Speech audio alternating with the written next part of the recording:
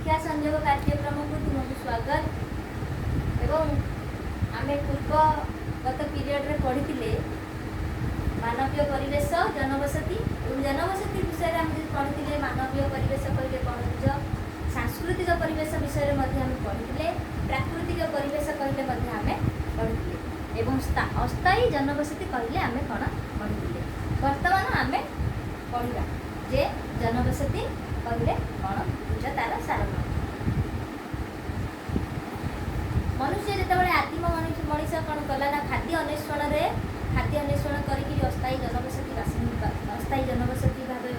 रहुला एवं तापर ताकू परिवार सहित कृषि कार्य को से परिवार सहित कृषि कार्य ठीक भाव सुचारू रूपे कर सारा निजे से घर निर्माण कर रहिला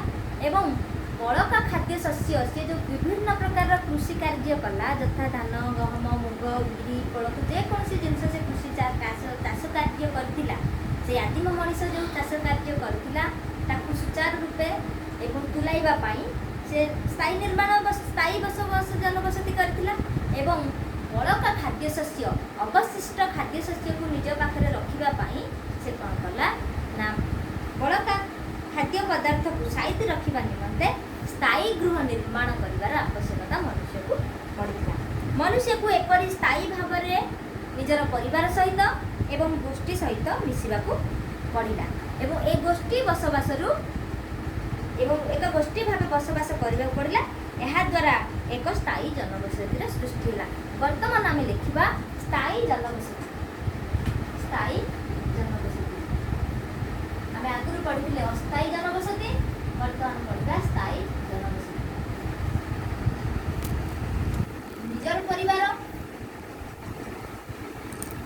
निजर परिवार और गोष्ठीगत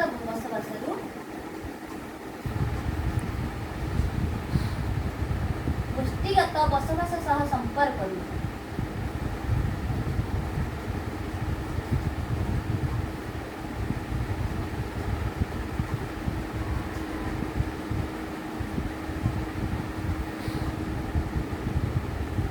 गोष्ठीगत बसवास द्वारा स्थायी जनबसतिर सृष्टि स्थायी जनबसतिर सृष्टि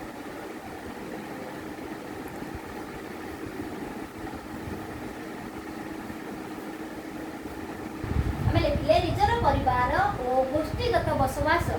द्वारा स्थायी जनबसतिर सृष्टि मनुष्य को एपरि स्थायी भाव में निजर परिवार तथा अन्यर परिवार सहित मिसी एक गोष्ठी बसवास करने को पड़ा यह द्वारा एक स्थायी जनबसतिर सृष्टि है कृषि उपर मुख्यतः कृषि कार्य को निर्भर करी आदिम मानव बा मुख्य चलुथिबार यही प्रकार जनबसति को ग्राम्य जनबसति कहुए तेरे खातार लेख जे ग्राम्य जनबसति कृषि उपर निर्भर करू कृषि मुख्य जीविका होइतिबारु कृषि उपर निर्भर करी स्थापित होइतिबा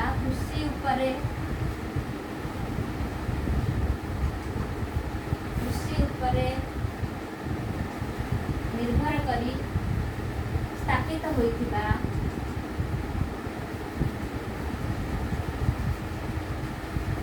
कृषि उपर निर्भर करी स्थापित होइतिबा ए जनबसति को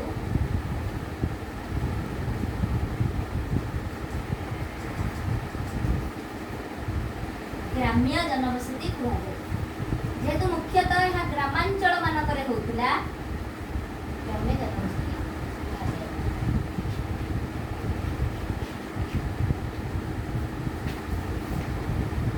कृषि उपर निर्भर करी स्थापित होइतिबा एही प्रकार जनबसति को ग्राम्य जनबसति कहुए कृषि कार्य ग्रामांचल बा ग्राम जलर सुलभता एवं उर्वर मृत्तिका आवश्यकता हेउथिबा हेतु नदी उपत्यका अंचल अनेक जनबसति स्थापन होला जलर सुलभता प्रचुर परिमाण में कृषि कार्य करने प्रचुर परिमाण में जलर आवश्यकता एकांत अपरिहार्य एवं उर्वर मृत्तिका चाष जमी उर्वर मृत्तिका निहाती आवश्यक से मनीष कौन कला ना कृषि कार्य करने से नदी उपत्यका कूल नदी कूल मानक से कौन कला जगह देखिकी चाषबास आरंभ कला कृषिजात पदार्थ एवं अन्यान्य आवश्यकीय वस्तुर आदान प्रदान यथा व्यवसाय वाणिज्य कृषिजात पदार्थ सी जो कृषि जे सब जेकोसी जिन चाष करूला से सब को कौन करे तार आमदानी एवं रप्तानी करने तार आवश्यक वस्तुर आदान प्रदान व्यवसाय वाणिज्य एवं गमनागमन पथर विकास बर्तमान लिखा मुख्यतः व्यवसाय करने मनुष्य को कृषि कार्य व्यवसाय करने सुविधा है एवं वाणिज्य करने को सुविधा है एवं गमनागमन आदान प्रदान व्यवस्था गमनागमन निहता आवश्यक गोटे जगार अन्य स्थान को जावा से जगार बर्तमान अन्य जगार माल एठिक आसो एवं अन्य जगह माल सेठिक जमी आम देश बाहर को माल जाऊँगी भारत माल अमेरिका को जाऊँगी एवं अमेरिकार जिनस भारत को आसूँ यही भाव में आमर जो आदान प्रदान होची आमदानी रप्तानी होची तार उन्नति आमको व्यवसाय वाणिज्य एवं गमनागमन पथर विकास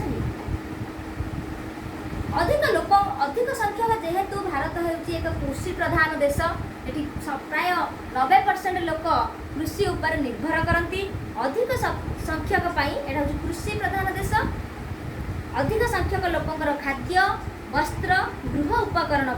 एवं घर आवश्यकता जो जेकोसी जिन आवश्यकता पूरण करने उत्पादन शैली विभिन्न प्रकार परिवर्तन आसला ये जो कृषि कार्य उत्पादन अधिक रु अधिक किभली भाव वृद्धि हे तार परिवर्तन करागला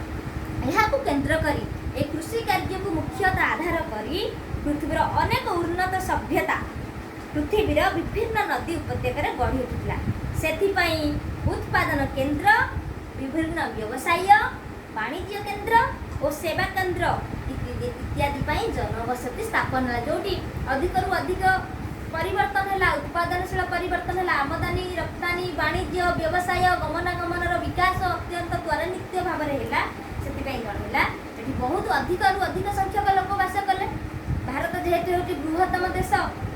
पृथ्वीर द्वितीय बृहत्तम जनबहुल राष्ट्र से कौन होता ना बहुत लोक अधिक संख्यार बसवास करुँचे विभिन्न जनबसति स्थापित है यही प्रकार जनबसति कौन है अधिकाधिक अधिकांश सहर स्थापित होता सहर बा नगर जनबसति कहगला से प्राचीन काल में पृथ्वीर विभिन्न नदी उपत्यका गुड़िकर नगर सभ्यता विकास लाभ कर